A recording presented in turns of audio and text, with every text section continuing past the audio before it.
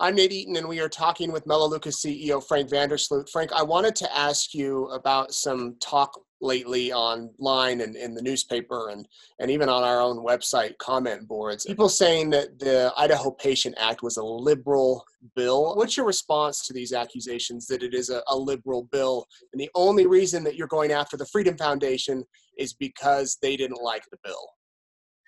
Yeah, well, I knew that as soon as we, expose what the Idaho Freedom Foundation is up to, that they would start attacking me personally. And of course, that's what they did. I think there was even something in by Bryan Smith himself saying, VanderSloot is not a conservative, he's a liberal. They took a shot at me. Frank is a liberal, he supports liberals, and he gave Obama a donation. This is how they twist things. That was in 2008. I served on Mitt Romney's finance committee. I was a co-chair of his finance committee.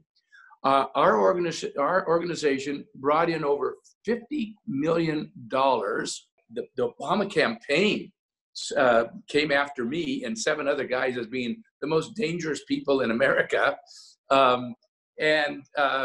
Because we donated so much personally to Romney's PACs. But in the process, I had to pay off a bet. I had a bet with somebody, and the result, and I lost the bet, and I had to make a $250 donation to Obama's campaign, which I keep my word, so I did it. And so that's what they drummed up from 2008, in the year that we were one of Mitt Romney's largest campaign contributors. Supposedly they're making it look like I really supported Obama because I gave $250 compared with tens of millions, from the other side. But they try to twist the truth. And that's the problem I have with the Idaho Freedom Foundation. They twist things to make them look like they are not. We think that there are some particularly bad actors that they put up for candidates. They get these people into office, like the Brian Zollingers of the world, who go out there and lobby for their own, personal pocketbooks and the pocketbooks of the people on the board. While they're representing Idaho people, they're really doing the bidding of the special interests. And I wish people had more time to study it out. And I wish but people are busy. But we tried to expose a little bit of that. So that's why they're attacking me. So Frank, you didn't give any other money to Obama at any time? No, I don't think so. That was just that $250 because I lost that bet. You lost a bet, so you fulfilled the bet by giving $250 to him. Yes, I did. Is the bill a liberal bill? Was the Idaho Patient Act a liberal bill? Another twist on the truth, isn't it? So they're saying it restricts the freedom of doctors. That's what it restricts free speech of doctors. That's how they position it. What the bill really says is that doctors can't turn their bill over to collections, to a collection agency, and use the courts to collect a bill until after they've told the patient they got the bill. So they're saying, well, they won't let them turn it over to collections. It says you got to tell the patient first before you use the courts to collect the bill.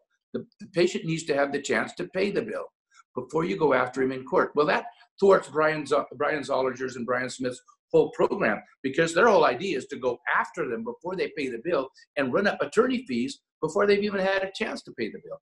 So it's a twist on what the facts are. But some people, they've got a following. They've got just these diehard, what they call themselves, super conservatives. I don't think they're conservative. They call everybody rhinos, Republican in name only.